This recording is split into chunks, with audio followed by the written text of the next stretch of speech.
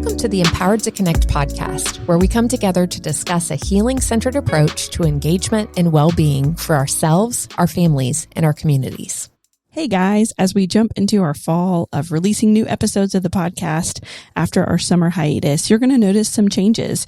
We have some new formats that we're going to try out, some exciting things coming, and a little bit of bittersweet news as well. Our host, JD Wilson, is not going to be with us at the Empowered to Connect podcast anymore. He hosted close to 200 episodes. We loved his heart and his voice that he brought to the episodes that he was part of. As JD was transitioning, he had the chance to share a few parting words with us, and so let's take a listen.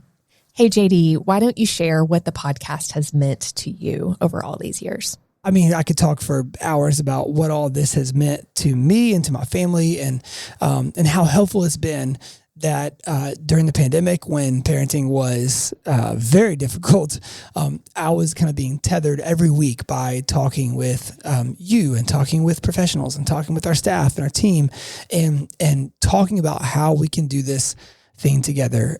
It's been one of the great honors of my life to host this, and I will greatly miss getting to be on the air each week with you. I know I speak for everyone when I say that JD's voice and hosting just held a really special place in the Empowered to Connect community, and we're going to miss him so much. And we wish him all the best in his next endeavors. He's still in the Memphis area, and we love seeing him. Absolutely. So without further ado, let's jump right back into the Empowered to Connect podcast. I'm Becca McKay here with Jesse Ferris and Tona Ottinger, and we are really excited to jump in today and talk about just how helpful routines and rituals can be when we are caring for kids in all kinds of different ways. But as we get going today, guys, how are you? How am I? I'm doing well. Things are starting to feel like school is around the corner for me, and I'm not sure when we will air this episode. It'll probably be after school has started, but that point in the summer where it's like, okay, I'm ready, We're ready. Also there's a long list of things to do. Yeah. Yep. What about you, Tona? This is being recorded on a Monday, right? So I have whatever my Monday check-in is. And I was out of town the end of last week for a work trip. So some of my meetings this morning, I'm like, what was I thinking? Scheduling a very full meeting Monday after being out of town for work. So in real time, I feel like a little slightly behind just what needs to get done today, which is making me have some feelings. But I've been feeling that similar sense of it's time to start letting my mindset transition to the kickoff of a school year. And, I've shared on the podcast before, we have, 4 older, young adults, and then we have 2 kiddos that are going into 6th grade. So we're starting middle school, and they're just getting a little older and more independent. And so the summer's been just fun. Some of my work summers historically over the last couple of years have been, challenging as a full-time working mom. And this one has just felt kind of easy, and I'm maybe not super ready for the routines and structure of the normal school rhythm to start. And so I think I'm feeling a little grief that we're just have a few weeks left. So yeah, me too, Tona. I have a love affair with my Google Calendar, and so we had a rendezvous last night, Google Calendar and I put in my school drop off and pickup recurring event. You're for a few weeks from now, and I was I was really in my feelings about it. As we're recording this, we do facilitator training for our parenting class, Cultivate Connection, usually about once or twice a year. And phase 1 is Tuesday nights online. And then phase 2 is 3 whole days. And so that's this week. So I resonate with you, Tona, on the all the tasks and all the things. And then that in addition to, we've got this big training. So that takes us away from our day to day, which we're super pumped about being with our facilitators in training and getting them out into the world, hopefully to your neighborhoods, to bring the class to you. But my decision this year, in the past, I've been Rico, I can do nothing else. This is facilitator training week. I am stressed. no, do not talk to me about anything. And this year I was like, okay, I have to still exercise even though I don't want to. So I woke up at like 4:00 this morning to get to a early cycling class, which I did not want to do it. But I told myself if I just let it be like a free for all because life is stressful, it will always be a free for all because life will always be stressful. So I feel you on the like early morning. What is this? Back to routine. Like, what are we doing? How do we hold on to those things? Why is this happening again? For sure. I feel like we're all in the same boat here. And it kind of ties in with our topic of the day, which is what are routines and rituals and how can they help us? So we're going to kind of break these apart. And the first thing we want to talk about is just routines. So Jessie, I wonder if you wouldn't mind just talking through what is a routine when it comes to parenting, when it comes to caregiving, what does it include? And just kind of like when we say it, what do we mean by it? Sure. I'm like scrambling normally when we're teaching this in Cultivate Connection. I've got like my manual with me, and we've got a slide that has an exact definition. We're not going that route today when we're talking with you all today. But I would say a routine is something that you're doing regularly, and we'll talk about what that means in a second. Regularly, over and over. So, and it's also kind of a bridge from one moment to the next. So, let's talk about regularly and moment, because that can be very loose. It could be what we're talking about. Like a routine is a back to school routine, or starting the summer routine. Those things happen, and they're, I normally are like, you've got your summer routine down. We're having to like get back into the school routine, and that looks different for me.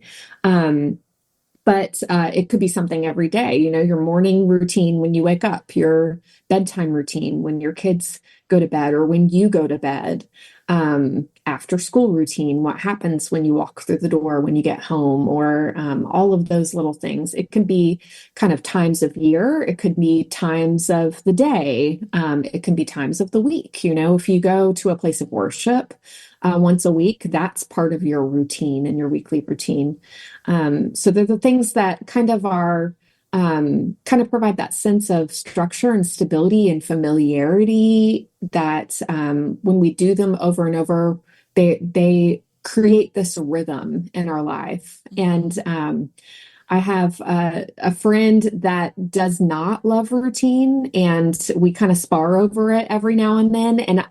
But this friend loves music. So this was kind of always the thing that I was like, yeah, but you love rhythm. Yeah. And so you can at least appreciate how like any good music has rhythm, even if it's not like, even jazz has rhythm, and it's completely unpredictable, jazz as a music form, but it's got that rhythm that's driving it in the background. So even if you're not a highly structured person, like I probably would categorize myself as, chances are you can at least appreciate a rhythm and have that loose structure kind of humming along in the background of your life as you guys, play the jazz of your life on top of it. Yeah. Tona, what would you add? Well, first of all, I'm loving that music analogy. Okay, Jessie, just pulling that one up. Like that's incredibly helpful, because I do think we're all maybe uniquely wired to tend to like really love this or value it. Like we talked a little bit about that before we got started. Like I think, Jessie, you're very passionate about this concept and content, which usually comes out when the three of us are working through this material together. And I think over time, I've had to understand its value and maybe find and watch and pay attention to the gift that routine can be, specifically for my kids and then our whole family by nature. So when I think about the benefit of routines, I think about how they build trust and felt safety. So if you've got kiddos who maybe have had, unstable situations or instability, there's my words I was trying to find. Maybe they haven't always had a level of predictability on what was going to happen next. Maybe there's been exposure to difficult situations or traumatic events, or a not a non-nurturing, rhythmic, routine growing up environment. I think we cannot underestimate the power of that routine. I love that picture, Jesse, of it just humming away in the background. And when other things get shaky, that stays consistent. And so I think about how brains and bodies can come to rest when there is a routine in place that we can fall back on. And so maybe my invitation would be to some parents who don't find it something as natural to them, or maybe even it makes you feel a little claustrophobic or kind of boxed in. I can resonate with that deeply. I like spontaneity. I like to sort of go with the flow, and that just did not serve me super well in my young parenting. So I have found my way to a routine, my way to putting that in where it was as much as I could do, right? Compared to others, it might not look the same, but it's my version of a family kind of daily, weekly routine. And it's been unbelievable, especially for kiddos who have a little underlying anxiety or a sense of just not feeling real comfortable day to day. So I think it's a missing piece maybe to supporting them. We don't always think about it because it's very intentional. I love those threads that you guys just highlighted. And even the fact that you're talking about just different approaches to it. Like for Jesse, it sounds like it provides a lot of felt safety for you to do routines versus for Tona. It's a little bit outside of your comfort zone, but you see the value of it. So I think parents, like everybody has a different perspective on it. And it is that question of, do I like to be spontaneous or do I like things to go in order? What I love about routines is that I think there's room for both of those to exist. So I mentioned, last time that we recorded, I spent some time with my family. And it was middle of summer, and it was really cool to see the routines that they kept for the summer versus the ones that they let go of. So my sister has really young kids. They're like 5 to 9. There's 3 of them. And so it was interesting to just be part of, this is how we do bedtime as a family. And it's the same as when I visited during the school year versus like, breakfast was a free-for-all. I mean, these kids were grabbing like leftover hamburgers from the night before, and that was their breakfast. And it was like, this is summer, like figure it out. And there was no homework routine. There was there was way less structure around dinner time. So just the things that hold versus the things you let go of. So I think if you're more of a spontaneous parent, maybe like, there's room for you. There's room for you in the routines. Yep. And if you're super structured, maybe think about what are the areas for spontaneity that I could let go of some of these things. But I think it could be helpful for parents to hear, what can routines be helpful for? So what are the kinds of things that are challenging that let you know, oh, maybe there's a routine that might be needed here? Jesse, what comes to your mind first? Oh, even when you're saying that, I mean, I think routines and our reactions to them tell us about ourselves, right? Because I'm always going to want to bring that back to like attachment theory and like the stuff that's underneath everything. So it's like, I even wonder why. Like, I know that my desire for more structure, for felt safety comes out of, I grew up with permissive parents. And so I really kind of grasped for that type of structure. I created it for myself as a young person. And then, creating my own family, that's what does. You're exactly right. It helps me feel safe.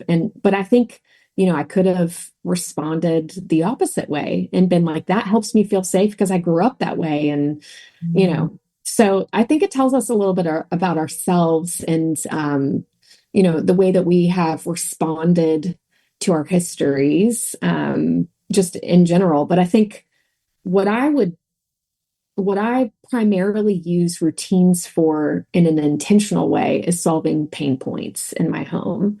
So if there is, and speaking of attachment theory, like I have shared before, I tend to lean a little dismissive. I'm trying to earned some secure attachment coming from a dismissive background, avoidant background. And so it's really difficult for me when someone is feeling unhappy in my family. Usually I want to fix that as soon as possible. And not that there's anything wrong with solving a problem, but I do recognize like that's probably coming from having a hard time sitting with the discomfort of that family member. But I think about routines as one of the first things, one of the first threads I'm going to pull on when someone is experiencing some unhappiness in the family in terms of like, for example, my husband a couple of weeks ago was unhappy with there was something going on in the mornings that had somehow taken away some time to himself that he had, and everybody's got a certain way they like to wake up and certain way they like to approach the day, and his had been messed with. So that pain point of like, okay, well, what happened, what changed, and why did it change, and what need was the change trying to, I just approach it in a very like kind of scientific way of like, all right, what needs to happen in order to adjust this routine. The very nature of routines is that we do them over and over, but they're not fixed, right? We can change them according to what works best for everyone in the family, not just one person. So that was, I'm going to solve for X. It's like, okay, well, how does everybody get their needs met in the morning? What is the best routine that we can do? And it's probably going to involve compromises from everyone, like, okay, what time can these people come down into the kitchen? What time are the parents, willing to start? Our kids are older. Obviously, we can make these kinds of negotiations with older kids that we couldn't when our kids were younger. But that's kind of the thing that I'm using routines for these days. When my kids were younger, I was using it a lot for felt safety. We didn't have a lot of flexibility within certain personalities in my family. And so we would use our routines to kind of provide that sense of knowing what was going to happen. You can trust us. You can trust this family. You can trust what's going to happen. And what I would see is when we tried to do spontaneous things, especially into the evening, it didn't go well for us. We didn't enjoy those times. It often involved meltdowns and behaviors that no one was enjoying and dysregulation. And so we found that kind of putting those predictable pieces in place really kind of helped everyone in our family thrive. So did I choose to be that way? Like, yeah, probably partly from my personality, but also part of it was shaped by all the personalities coming together in my family, and matching up and trying to negotiate needs of everyone within their windows of tolerance for flexibility, if that makes sense. So Jess, you just said something that made me think of like, Becca, you were kind of asking like, when can you use routines? And Jesse, you said pain points. So like and then Gay, I think that is so insightful because that kind of pain point is going to look different for different families, for different, maybe you're an educator listening to this and you're thinking about like maybe times that the classroom might feel chaotic or those kinds of things. So in parenting, sometimes I think about, of course, again, depending on age and stage of kids, transitions, mornings, waking up and getting ready and getting out the door, bedtimes. Oh my goodness. The number of times we've done a Q&A and the parents are talking about the difficulty of bedtime. So a routine at bedtime is, I really think like paramount to like family emotional well-being. Like, are you as a family doing okay? How is bedtime? Those things are almost the same answer. Maybe completing tasks, getting, like you said, homework or chores or sort of whatever it is that needs to just get accomplished around the house. You can work routines into those, which could be cleaning or tidying, just the things that need to happen for the day to be accomplished, for the week to be accomplished, for mom and dad's work, for mom's morning routine, for dad's getting home from work routine, mom's getting home from work, like whatever those spots are where tension can happen. And Jess, you said like maybe where people are unhappy and maybe they can't even articulate it. Right. Like it's You're just seeing it in the behavior is telling right? you, that's right, that this is not going well because there's meltdowns this time every day. Like, so it takes some thoughtful, intentional reflection to figure out maybe a routine would be here. And then if I was getting into like, okay, well, how do you do that? And how do you build a routine? Sometimes it's already happening. Usually it's already happening. There's already, if you think about it like building a house, whatever's happening is the foundation and maybe some of the studs. You as the parent and caregiver are coming on and putting the sheetrock on and hanging the windows with intention. Maybe carving the pathway through the house. You're the one setting up the framing of the house to figure out how to make your way through it and keeping that as rhythmic and routine as possible. So I can just give some very practical examples. It's funny, we were talking about this morning, how Mo and I figured out very early on, in between the two of us, I'm naturally more a night owl and he's naturally more a morning person. So that was our natural rhythm. So in parenting, guess what we figured out? Who's got the earliest morning tasks? Mo, and he's not bitter or upset about that. Who is closing the house down at night? Tona, not bitter and upset about that. We immediately figured it out. He gets up, he gets the lunches going, he starts breakfast, he makes the coffee. I am sticking close to the kids and helping them wake up and get up. And maybe I'm the one that's snuggling for a little bit longer. So I'm managing more of the like nurturing morning care while he's doing more of the functional, get the family ready to leave because he's been up for an hour and a half before me. Does that make sense? So that was a routine that is now part of the day. We don't ask. Ever, never is the question, who's making coffee, who's making lunches? No, it is just what we do. So if a kid gets up early, they know where dad is in the house. If they want some snuggles, they know mom's probably still up in the room piddling about a little bit. So we don't talk about it, but there's a felt safety and trust that they kind of know what's going on. So if that's going to change, then we reveal in advance. We don't have to always reveal the routine, but we do want to reveal when the routine is going to be changed for some reason. Dad's leaving early. Dad's out of town. Mom's going to be out to work early today. Then we know, let's tell the kids what's coming because we need to be flexible in the morning. Something's shifting. That kind of idea translates to everything. Who does homework? Who picks the kids up? Who's the one that does the school shopping? Everything is this way. You're reminding me, it has a rhythm. When you say that, as far as if it's going to change, revealing it in advance, it reminds me of the way that our routines allow us to work on autopilot. Even when life gets really busy or something really terrible happens, or, you just when you've got layer upon layer, if you've got that routine, you're running on autopilot often. It's what Tona's saying. You don't have to ask who's doing this. Everyone knows their part. Everyone knows the order.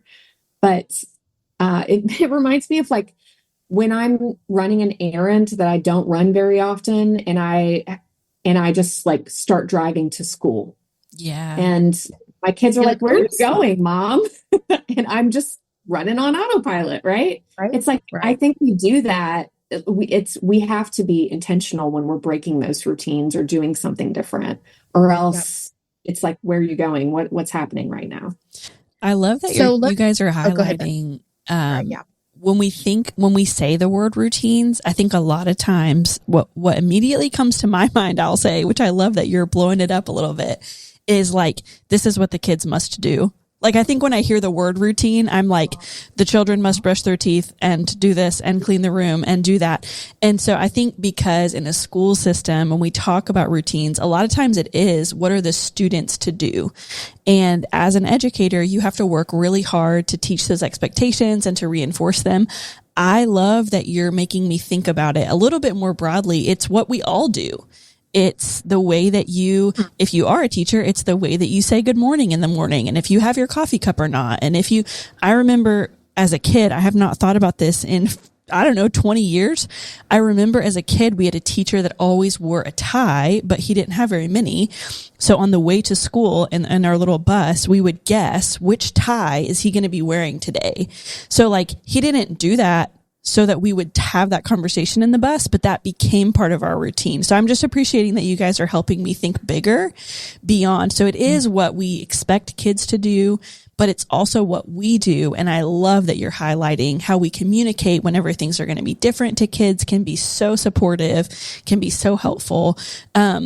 If we have also what you didn't say that is part of that is it's what kids expect us to do. Yeah, right. Exactly.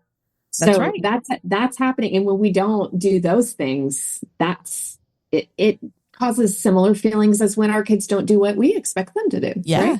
Right. That's right. Yeah. That's right. So many threads to pull on. I wonder if someone's listening and they're like, okay, but we did try a bedtime routine. It's not going very well. What are some tips that you guys have to help, you said them, Tona, to practice outside the moment? Or what are some things that can help us to really solidify needed routines? Well, maybe the way I'll start with this, and then I'm thinking Jesse probably has a bunch of really good ideas. Something that's come out, and I want to put just a fine point on it. We've talked about needs a lot. So I do think sometimes we can think about a routine as a schedule that we have posted of tasks. Okay, that might be part of it, but that is projected on. It is not done collaboratively with, and it isn't always following the lead and the need. So I want a routine that works all of those things together. Our tasks are getting completed, but we're following the lead and we're following the need of ourselves and our kids and our family structure. So again, I'll say, if you're parenting with a parenting partner, just what are your natural predispositions and relationships with the kids and who needs to do what parts? Okay. Then if you're having to do it alone, like, how are you going to get those parts done while keeping a high amount of nurture and a high amount of structure? So the routine needs to be both nurture and structure.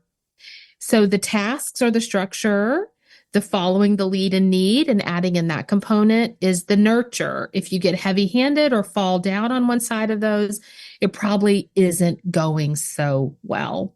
So getting up in the morning. If you've got a kiddo that wakes up slow, that needs a bit more time, that needs some snuggles, that needs a little extra love or care, that needs to be part of your part. You providing that needs to be part of your morning routine so that you're following the lead and need and setting everybody up for success. Don't let that need take you by surprise every morning. They are the child that needs the love and cuddles and slow waking up. Probably today and tomorrow and forever until they don't need it anymore. And I don't know how long that's going to last. If somebody can let me know, please send SOS. Okay. One day that'll be somebody else's problem, but it's still yours today. Right. If completing complex tasks typically there's a meltdown. If independent homework is a struggle yesterday and today, don't let it surprise you. It's probably going to be a struggle tomorrow. Meeting that need and following that child's lead needs to be part of your routine. Don't let it take you by surprise. So it's thinking before, it's paying attention to, and then figuring out, these 3 homework nights are more difficult. So we're going to eat leftovers or a quick dinner. I'm not going to plan my gourmet high level cooking on a, Thursday night when tests are Friday. So that becomes part of the weekly routine. When I cook, when we eat leftovers, right? If I'm taking the needs of the whole family and the kiddos into account as I'm setting up my expectations for how that dinner routine is going to go. On and on and on and on and on and on. Jesse. I super love this. I super love this. I love that you're talking about following the lead and need. And I think that, like you're saying, is what makes a good routine because you're matching up everyone's needs. Even if you don't even think of yourself as collaborating, even though you're not giving two choices, you're not making a deal or making a compromise here. Like this is collaboration, a good routine, because it has taken all of those needs into account. And it's not just, follow the lead of your kids' needs, but also meet your needs. If you're going to have to help a kid intensely with homework, then what are you going to do before you need to do that to make sure you've got enough gas in the tank to get through the math homework, right? I think what Tona is saying, that is it. So, practically speaking, when I think about doing this, it's okay, do I have enough? Am I reserving enough time for what needs to happen here? And I'm always thinking, okay, what's the end result? Like, what is the end point here? Okay, let's say it's the kid closing their eyes and drifting off to sleep. What I'll often say when we're talking about routines and bedtime is like, well, how much time does it take this specific kid to do that? And the way you're going to know is like, well, there's kind of a window of opportunity there of when your kid can close their eyes and drift off to sleep. But if you've got a lot of popping back up and asking for extra drinks of water and saying, I'm not tired, and guess what? That's included in the amount of time it's taking that kid to feel tired and fall asleep. So I think we love the shock value of telling people that we start bedtime at like 6 p.m. at our house, and they're like, oh, what? Yeah. But like our kids aren't falling asleep till 8:30 or 9. It's just that it takes, we've got ADHD in my house, we've got ADD, like it takes my busy brains in my house a long time to wind down, start to feel tired, and to let their minds drift off to sleep. I mean, that's even if we're using melatonin, y'all. So like, I'm thinking about, okay, how long is that going to take? If it takes literally, if I'm gnashing my teeth at how it took 2 hours and I lost all of my time to watch that show that Nick and I are watching together in the evening, like, why don't I just back up? Why don't I just start earlier? I don't have to take away my free time for that. So if my kid if my kid is falling asleep, their window of opportunity is 8:30, or that's the amount of sleep they need is putting them around that time. I'm going to back that up to like 6:30 or 6. And I'm going to think thoughtfully about like, what are the things in the right order, right? So it's like, this helps them feel tired. And if they're a little bit older, and I mean, even if they're like mid elementary school, I will include them in this process. If you have a preschooler with an ounce of self-awareness, you can even have those what do you love when you go to sleep? What are your favorite parts? What helps you feel sleepy? And build that in together into the order of the way you're going to do things, right? That's what I'm going to be thinking about as we're building a routine like that. So, I know that we could talk about bedtime for like 3 episodes because I have like 1 million things coming to mind. We could do a whole year on. We could probably write a book about bedtime journal. Going to bed. You have said a few things that I just don't want to like not double down highlight, because what I'm hearing come out of you, Jessie, is compassion and 100%. Empathy and kindness and just like basic consideration for the emotional and physical needs of your children. And again, I don't know why I'm hooked on this today. It's not catching you by surprise. Obviously, I don't like to be caught by surprise. Can y'all tell by how many times I've said that today? I just want to kind of know what's coming, because then we can set everybody up for success instead of that like of frustration. So early in parenting, I'm about to date myself. Okay. All you youngins that are listening, y'all have, streaming and the ability to watch something like the next day on Hulu. When I started parenting, we had exactly a VHS tape that we caught our shows on. There wasn't even a DVR yet, which is how you used And to if that record them. sports game went late, like your Yeah, episode is messed up because the that's time right. you But set that also, when recording. the children are taking too long and your primetime show starts at 9 and your VHS tape is full, it is so maddening to like miss it, you know? So I do want to just say this little generation doesn't know how easy they have it. Ain't nobody need to be mad that Johnny is taking a little longer to fall asleep. Just Xfinity stream that thing later or whatever. So we do have a little easier these days when it comes to those kinds of things. But work in as much time as you can on the regular so that when things happen, you're not every single school night's not going to go off without a hitch.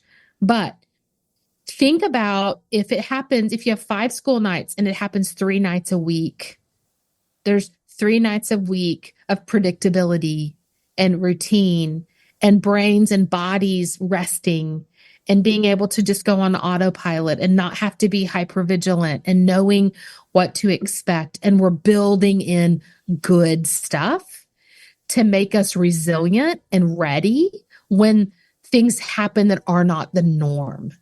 And maybe I would say if you can switch into the mindset of seeing that like you're helping your child's brain and body develop and grow because it can be more at rest within those rhythms and rituals, then we can respect maybe our kids that need that routine longer.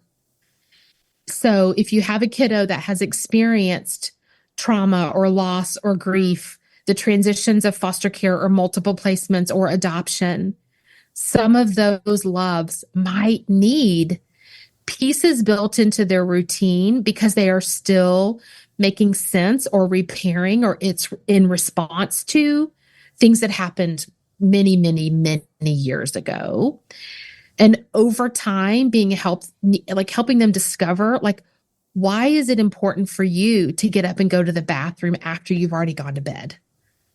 Mom and dad are paying attention to that in the past, and it's helping you feel safe enough to go to sleep. Like, there are some of those things where it gives you the ability to help your child have insight into some of what their body is naturally wanting to do or needing to do in order to just be okay for the day. So, food. We could talk a lot about the need for routines and predictability around food. Like, just realize it's these like Maslow's hierarchy of needs where routines and predictability are paramount to kiddos who've experienced adversity. Just don't like pat yourself on the back if you're giving them a couple of days of predictability a week, like, good job, you mom and dad. Good job that they have some bit of predictability there. It's a gift. It's a gift to the family. It's a gift to you. It's a gift to you, to your partner, your parenting partner. It's a gift to your children. As much predictability, which is what routines do, they put that predictability in place, is just a gift. Let me add something.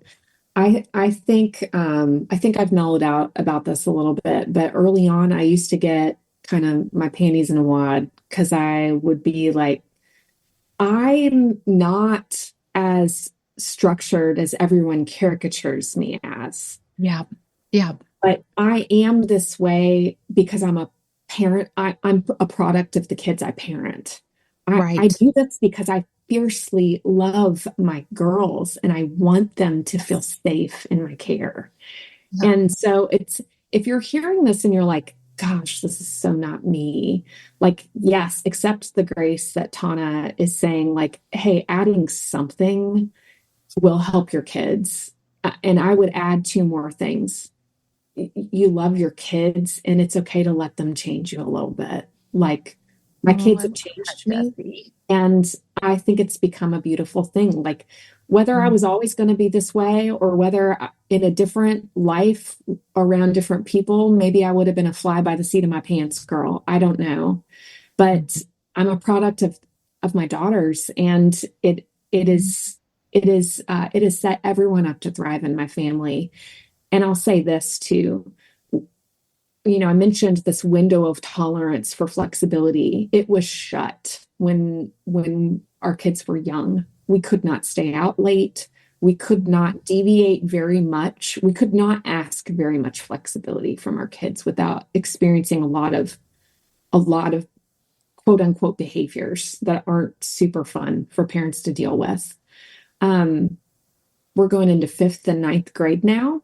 And now after years and years and years, I think we just hit the 13-year mark of our oldest, in her homecoming day is what we call it at my house.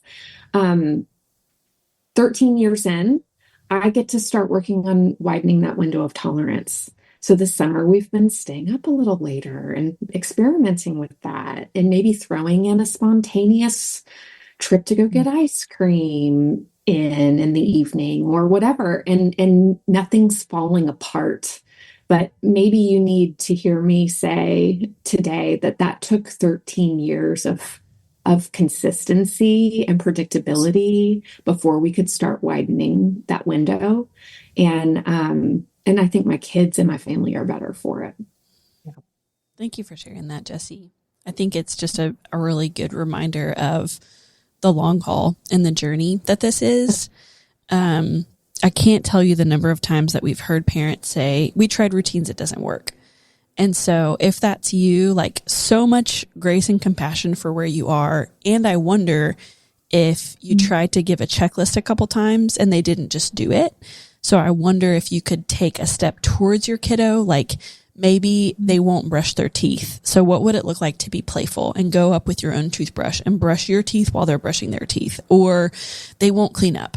What would it look like to say, I bet I can clean up more toys than you and let's race? What would it look like to say, you get the blue toys, I'll get the green ones? What would it look like to build in some playfulness and some togetherness into the routines to help support it? And you may have to do that. I hate to be the one to tell you this, but habits take about 21 days to form.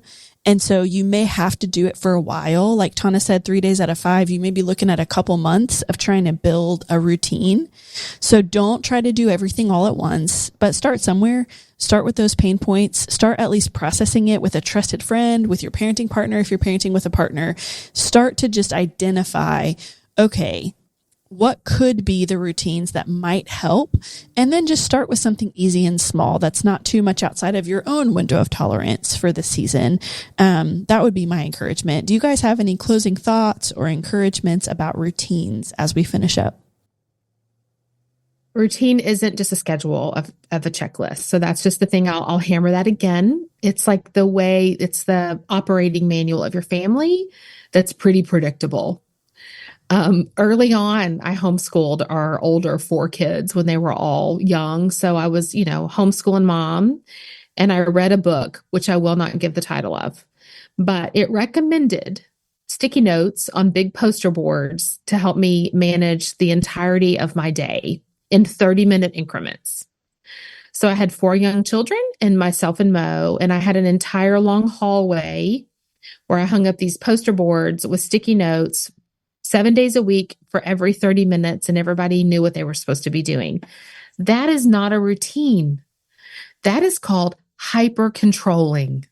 And it was an absolute disaster, a disaster. I figured out what was right for us, not what was right for me, what was right for us. And that was a major light bulb moment of so Jessie, you are hitting it so beautifully from my perspective of like, let those kids change you. Let them help you value things that maybe are something you didn't value, and or release and change and let go of something that maybe you hyper valued or were overly controlling about. So how can you be flexible and structured and nurturing so that you are building your kids' window of tolerance to do the same? And routines, they're so good.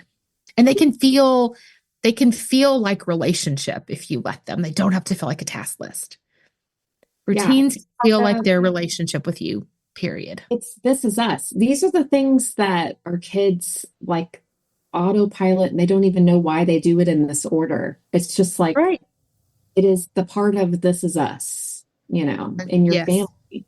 Yes. I love that. I also have done, let me say this in the context of one of my tips. I also have done the poster board with the sticky notes done. I may have recommended it to you 1,000,000 years ago. Like, I don't know. Maybe I got that Jesse, idea this from is a you. good idea. I probably Well, let gave me you that say book. this.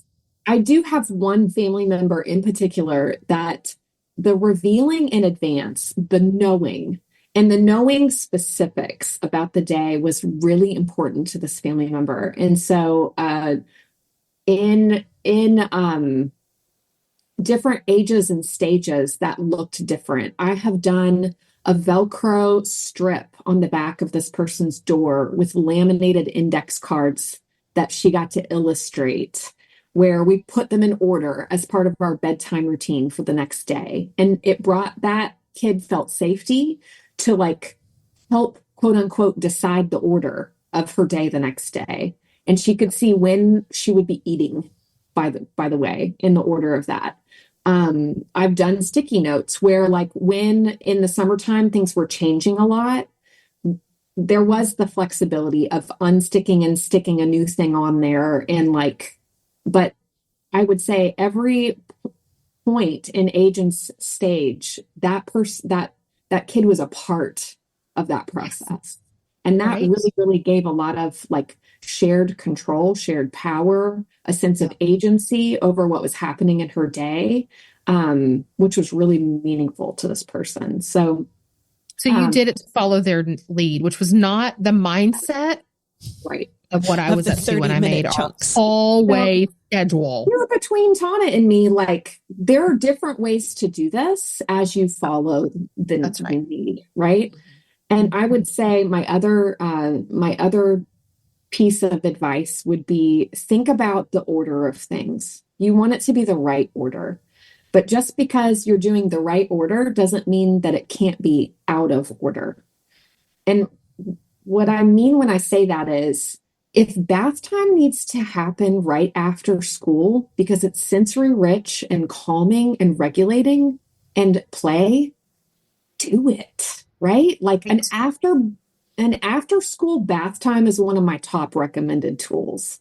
But like when can you like take a burger out of the fridge for breakfast, like Becca said? Like, great, that's awesome. If kids can make their own breakfast by taking leftovers, awesome. Like, it doesn't always have to be the traditional order of things in order to be the right order for you. So I would encourage you to think creatively and collaboratively with your kids and your partner if you're parenting in a partnership, as you create those things. Such good tips. So many great things said. I think I hate to make it sound like there's 3 steps, but I have 3 ideas in mind of an order. So I think number 1, just start communicating more in advance. If you're listening to this and you're like, this is not even in my world, just start communicating and see if that doesn't help. Dad will be home at 6:30. We're going over to the Smiths for dinner on Thursday.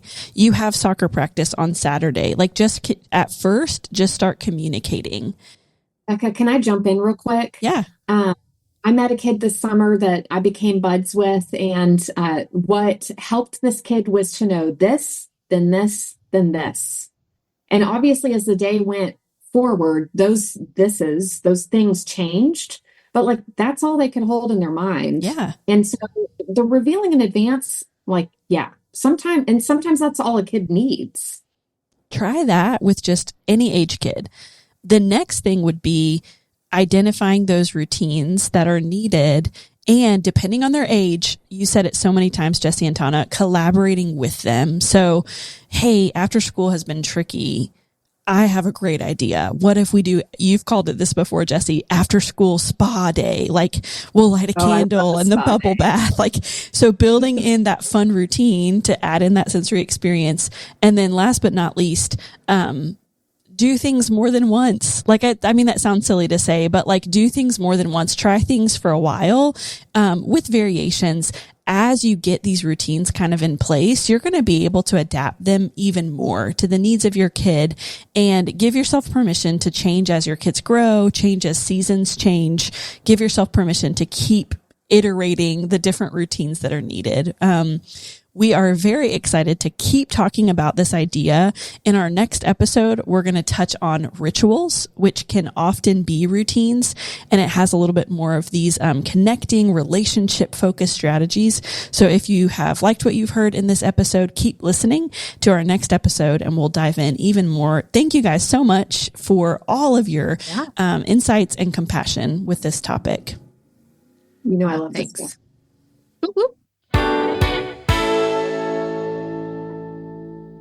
We hope you enjoyed this episode. If you did, the best way to support us going forward is to subscribe. We'd love to hear from you. Leave a review, drop us a comment, or email us to let us know what you hope to hear in future episodes. Thank you to Kyle Wright, who edits and engineers all of our audio, and Tad Jewett, the creator of our music. On behalf of everyone at ETC, thanks for listening, and we'll see you next time on the Empowered to Connect podcast. Until then, we're holding on to hope with you.